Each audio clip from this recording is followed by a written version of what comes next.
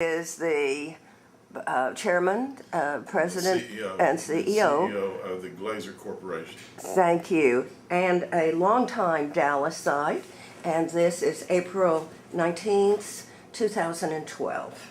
And Bennet, you have lived in Dallas all your life, and your parents have come here, and your grandparents. Tell us very quickly an abbreviated version of this family history, would you? Okay. Both my mom and my dad were actually born in Dallas, and their families, both of them came from Europe, and on my dad's side, the Glazer side of the family, they came from Lithuania, and my mom's side of the family, she came from Russia. And so both of them were actually born in Dallas, and they both have lived in Dallas their whole lives, and therefore their children were all born here in Dallas. And I'm one of three children that my mom, Frances, and my dad, Nolan Glazer, had. My dad passed away in 1991, and my mom, believe it or not, she's 95, just turned 95, and is still with us. So we're very fortunate that I still have a parent, a lot here in Dallas. I was raised in Dallas. I was brought up in the Jewish community. My dad was a big believer in supporting all of the Jewish organizations, and therefore he supported all three of the congregations, the Tifereth Israel, the Orthodox, and the Shereth Israel, which was the conservative, and the Temple Emmanuel, which was the Reform. And believe it or not, we used to go and attend certain services in all three of those things over the years. But I was raised at Temple Emmanuel and bar mitzvahed at Temple Emmanuel. I'm still a big member and supporter of Temple Emmanuel. Both my kids were bar mitzvahed at Temple Emmanuel, and I'm very active in helping them with their capital campaign that is currently running as we speak. It is indeed. That's great. I know that you have always been very philanthropic. Glazer's itself is philanthropic. When did that particular area of Glazier start to grow? I read when I Googled you that your grandfather and his brothers used to sell soda pop from the back of a horse-drawn carriage. So were they philanthropic then? Or do you know? Yes. It's interesting, the family, the Glazer family, have always felt like that it was in their best interest to give back to the community. They always believed in that, and that was something that I was raised, with my dad and my uncle. They were very big into giving back to the community, and they were responsible. My uncle, I know they were on the original board of the Dallas Home for the Jewish Aged, which was Golden Acres. They were one of the original founders. They were also an original founder of the Dallas Hebrew Free Loan Association and various other organizations. They were always involved in the nucleus that started a lot of these things that we see today in the Jewish community. And Bennet, you're in a business that I think has a lot of Jewish customers, clientele, people. Is that a wrong assumption of me to make? There's quite a bit in our industry, the alcoholic beverage industry, believe it or not. There's three tiers. We're the distributor, which is the middle tier, but the manufacturers are our suppliers. A lot of the original families that started in the alcohol industry were Jewish families. The big giant was a guy named Sam Brofman from the Seagram family. And that's Canada. in Canada, but then they brought it over to the U.S. and he was, you know, very involved, and his son Edgar Brofman was very involved in different Jewish organizations, and there was other icons in our industry that were Jewish. A guy named Al Rosenstiel, who was started Shinley, and there was various other Jewish guys. So there was quite a few Jewish families that were part of the start of the alcohol business when it became legal in 1934. Also, the same holds true for the distributors. All of the distributors that that started pretty much their own family businesses throughout the country when Prohibition was repealed in 1934.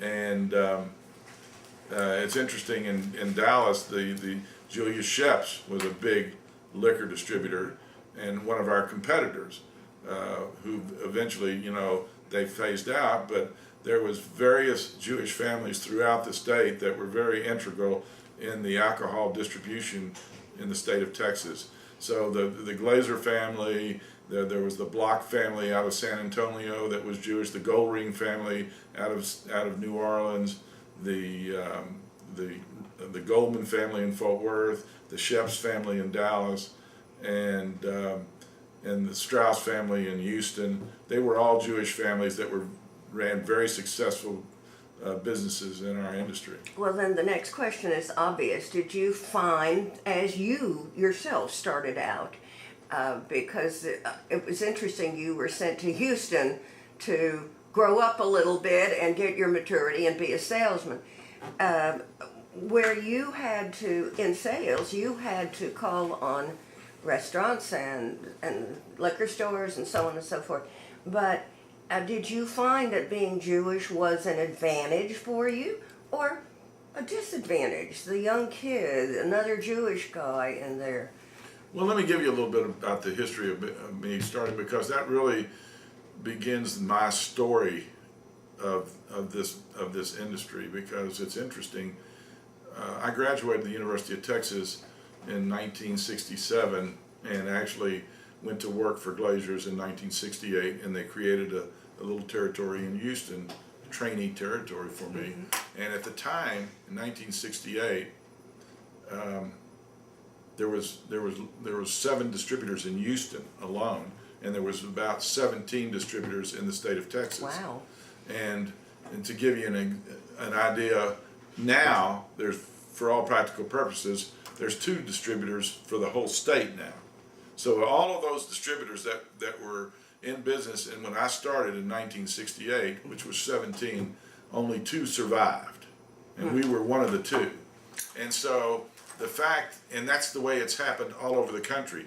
All of the major markets, whether it's California, Florida, Illinois, New York, they're all basically, it's come down to, there's just 2 and possibly 3 in some markets, but for the most part there's just 2 distributors in every major market. And the reason being is because of the consolidation that's happened at every tier, and the big guys keep getting bigger, and they gobble up the little guys, where the little guys can't compete, and therefore they don't have a chance, and they're, you know, so therefore they usually sell out to the bigger guys. And we have acquired in the last, I guess in the last 15 years, we've acquired over 42 companies. 42 companies, amazing. And we've grown from, when I started, when I took over in 1996, we were in 4 states, and we were in 4 states for a number of years, because when I started in 1968, we were only in 4 states. And so, but now we're in 14 states, and when in 1968 we weren't even doing 200 million total revenue for our 4 states, and now we're in 14 states and we do 3.5 billion. Any plans to expand more? And we're proactive, and we're on a mission to get even bigger. We've expanded our malt side, which is the beer side, and we're right now we're ranked as one of the top 5 beer distributors in the country, and 10 years ago we were doing 30 million in beer, and this year we're doing 530 million. Whoa. And we're looking to grow even bigger, and so that's just one leg of the three-legged. You know, the alcoholic beverage industry is like a three-legged stool, and there's the spirit side, the wine side, and the beer side, and we felt like we want to participate in all three, and that's what we've done, and we're going to continue to grow in all three.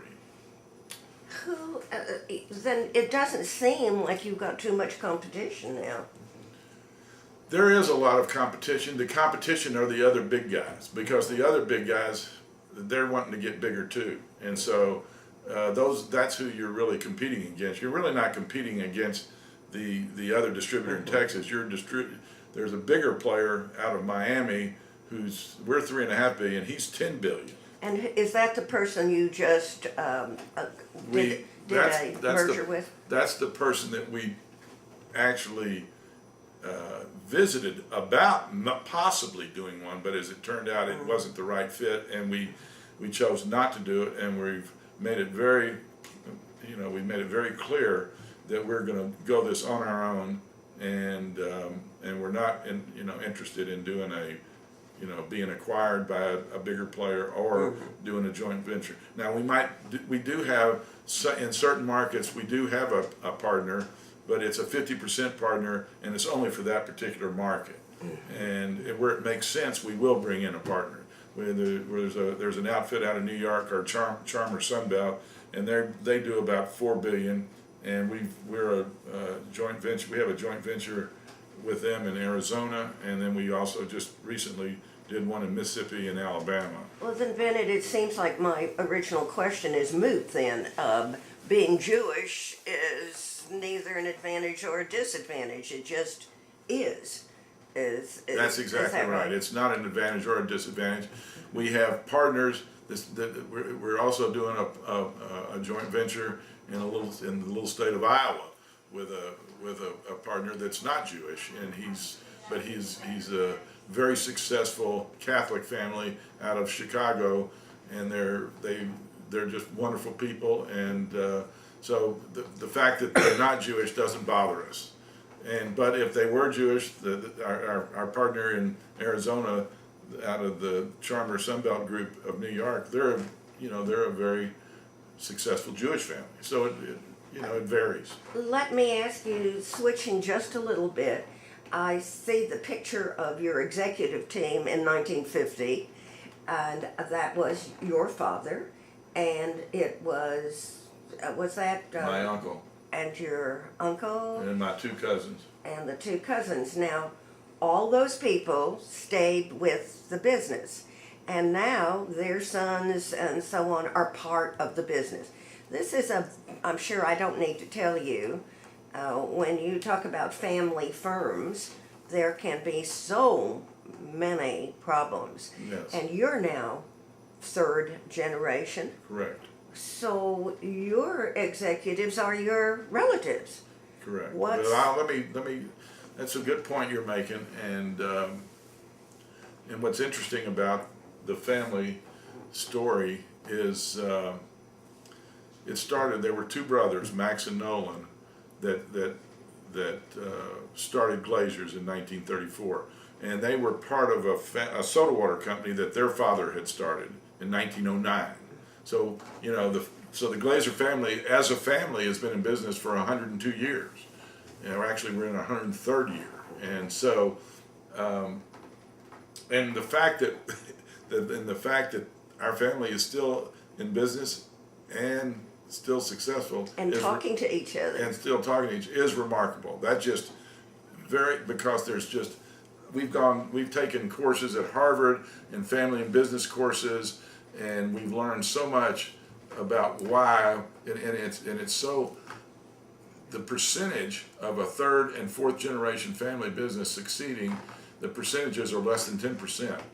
I mean, it's literally. I'm surprised it's that much. Yeah, and for every region that you can imagine, that's why they don't survive. And because you're always going to there's always going to be a time in a family business when there's going to be a family member, whether it's a wife, there's a divorce, and there's going to be someone that wants to cash out, and then there's going to be, it's just going to cause all kinds of issues, and therefore it's not even worth, and that's why they choose to, to walk away and cash out. So in the case of our family, what's interesting is that we recognize the fact that we're at a point where we're really professionally run. I mean, we have to hire top guns and really, really top people to run the day to day, and so that's why we're fortunate to find somebody like Shelley Stein, and he's brought in a unbelievable team that have the experience and the know-how that our industry's never seen before. I mean, these are people that are from the Wall Street, from the financial side, and that were worked on Wall Street and done things that our industry's never seen before. And so that's why when you bring in these top people, you have the opportunity, and our family recognizes that, and we're good with that, and we get, we're there to support them. The egos don't. Right. Yeah. And therefore you got to be involved in, and if you want to have a lot of responsibility, you have to be qualified, and you have to. There's just because your last name's Glazer, you're not entitled to anything. You're a minority shareholder is what you are, and if you're qualified and you can add value, then we welcome that. But just because you think you're entitled to something, that doesn't. And so we recognize that, and we let these professionals run it the way it's supposed to be run, but we're there to support them. And I've been fortunate enough to have the family support me in the fact that that's the way it's going to be. We want to let the people that know what they're doing continue to do what they're doing. Well, I think that's remarkable, because most people in your position, most families would have that ego, and now you're going to fourth generation. Right. So this is a little off Jewish subject, but since I am a communications coach, I'm very interested in how do you tell a family member, maybe a cousin of one kind or another, that he or she is not going to work out in a top position here? Well, they have to earn it, and what they do, if they can start and they prove themselves and they prove it to our team that's already in place, and then the next thing you know is they taking on more and more responsibility, and then you have to earn it, and it's just nothing's going to be handed to them. And that's what we're looking for. I mean, I have a son, he's graduating this year from the University of Texas. He's 22, but he loves our industry, and he's going to go work at one of our big suppliers for 2 years, and he's going to go back and get an MBA, and then he will be ready to come, and by that time he'll have some credentials, and if he can contribute, in which I think he can, then he'll work his way. His way up like anybody else. And that's the way it goes for anybody. So amazing. Yeah, it and is. That's what you have to do. You have to prove yourself. You have to realize that you're going to contribute, and that you add value. And so we're fortunate that you are fortunate. We recognize that. Everybody recognizes their strengths, and they get in an area where they can help, and they stay out of the way of those, and they don't get in the way of the people that are making this thing go. Are you willing to share your techniques with others? You say you've been to Harvard and you've been to some of those courses. Do you ever have other corporations in other fields calling you and saying, we want to come down? Yeah, we listen. I've had the opportunity to meet some really, really bright people. We've expanded our advisory board now, where we brought in outsiders now that have the wealth of experience, and so I've become friends with these kind of people, and I can always rely on them to help us through the thing. But the fact is that Shelley is very wired and very connected, and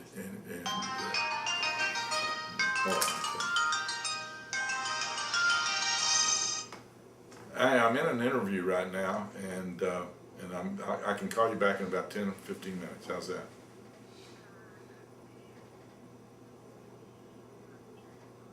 I'm just about wrapping up an interview. Thanks.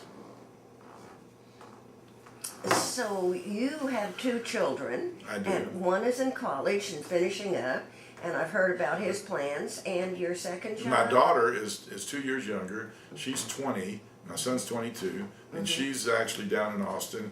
She's a sophomore, and she's in communications. And you know, we're not sure where she wants to go. She does want to work. You know, she would love to be involved in in some capacity in our industry. She's talking about maybe working in a restaurant this summer, and I told her whatever she wants to do, I'll help her. But anyway, she's great. She's a great kid. I'm very lucky. I have 2 great kids, and you're married. and I'm married. My wife is. We've been together.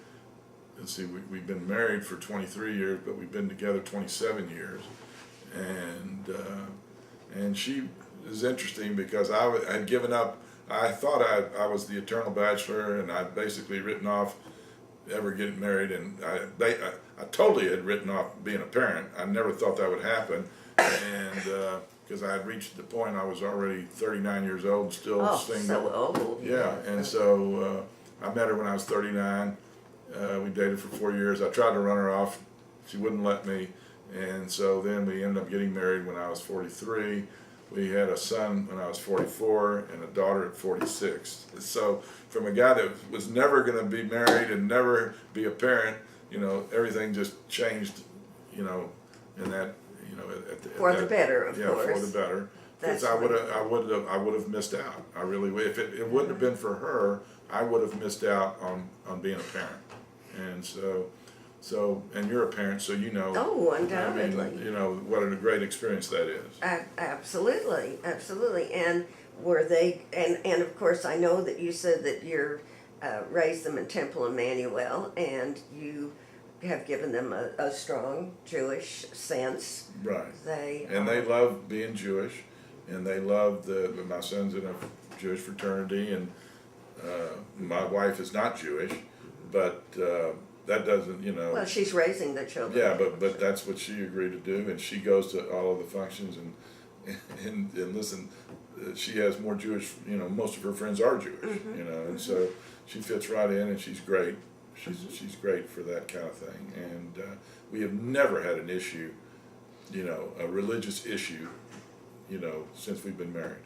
It doesn't sound like you've had any barriers to overcome. You know, so many people have grown up, and no matter whether it's professional or social, they can think of an issue in high school. Or where did you go to high school? I grew up in Dallas. I actually attended public school. I lived in Preston Hollow, so I went to Preston Hollow Elementary School. I went to Benjamin Franklin Junior High and Hillcrest High School. Oh. And then went to the University of Texas.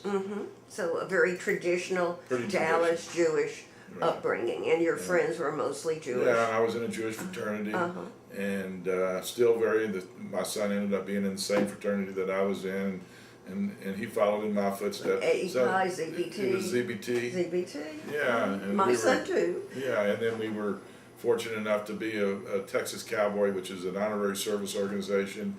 And I happen to have been one, and he was one, and so you know, it's almost like going back to school through him. You know. Oh, wonderful! I was there my first 2 years of college, and I wouldn't give anything. No, that's for that the greatest experience of our life. You know, and my son this year, and once he graduates, we got him a job in New York, so he'll live in New York for 2 years. You know, and that'll be an incredible experience. Just to live in New York and he'll work for one of our biggest suppliers, and they're excited about having him. And it's not just one of these deals where you know they're gonna put him to work. Of course. And so he'll get a great experience, and he's a smart kid, and he's got a good head on him. So I'm excited for him. Do you have any advice? I know that we have to close this up, but tell me, do you have any advice for, we have a lot of people moving to Dallas, a lot of non-Jewish people, a lot of Jewish people. Some affiliate and some do not. And this tape is going to be used by researchers. It's going to be used by all kinds of people who are interested in members of the community, some successful, some maxi successful like you, and some who have not been successful. And it's not a business success I'm looking for. It's business, it's life, it's how to make the best of a Dallas Jewish experience. Do you have any kind of suggestions, ideas? I think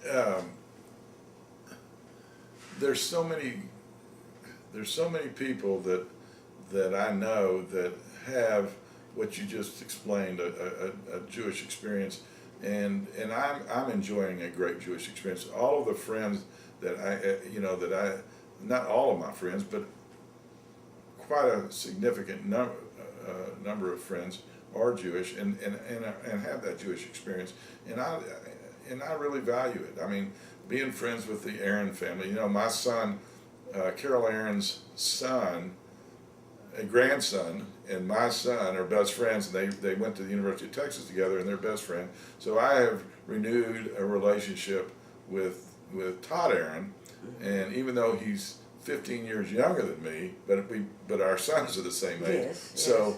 Therefore, and then he's wired to all of the Jewish connection that he has, and all of his friends at that age, which were maybe 10 years younger than me, but those who we hang out with, and we love being around that that group and supporting all the different Jewish functions, whether it's the JCC event, the Federation event, all of these events, we seem to be involved in the same circles. Yeah, the same circle of friends, but you like to be a part of it, and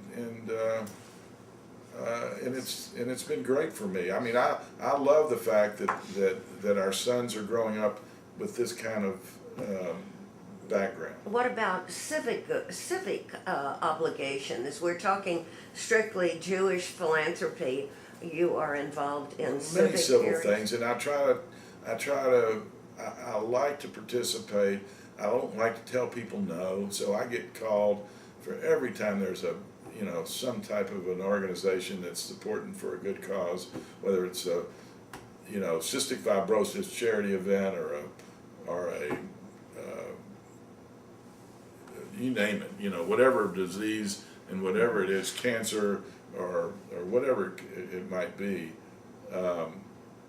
we try to help in some capacity, and whether if they're serving our products or something like that, we'll make a contribution, or I'll try to tie in to the fact, because most of these events will serve alcohol at some in some capacity. Oh, well, absolutely. And so so I said, well, if 1,000 people are going to be gathering and they're going to be drinking alcohol, why shouldn't it just be mine? Well, sure. Yeah, and so then I try to work with them, and so I end up participating in those, whether you name it, the Cattle Barons Ball, the Crystal Charity Ball, the diabetes thing, the cancer society. I mean, you name it, and we get hit up, and so we try to work with them in some capacity. And I always felt like, this Dallas community, or the Jewish community, or the state of or Texas, or whatever market we're in, they've been good to us. We like to give back, and That's so very that's always admirable. been, and that's the way my dad was. That's the way my uncle was, and then that's just the way it's been. Which I've is been brought up. wonderful to be able to donate in that sense. And to work with them. Yeah. And how about your mind? How about your experience? Have you served on, Dallas committees, Texas? I do, to the point where I can actually benefit, but when it gets to the point where, I just don't have the time, then I basically I just tell them, look, I'll support your event and I'll do what I can, but I don't have time to be on the committee, you know.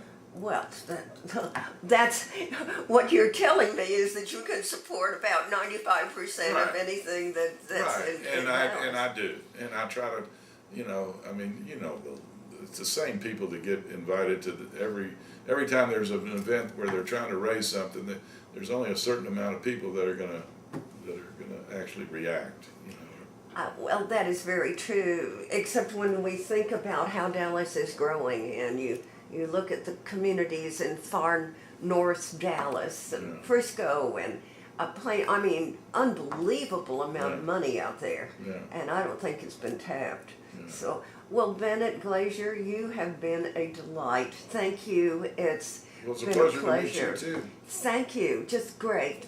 My applause. Yeah. All right, let me have your card so I can. You bet. And let me, I will let, you know, I actually have your daughter's card. I think I have her in my Do email you system. really? And I'll email, Let me just I can turn email, this off.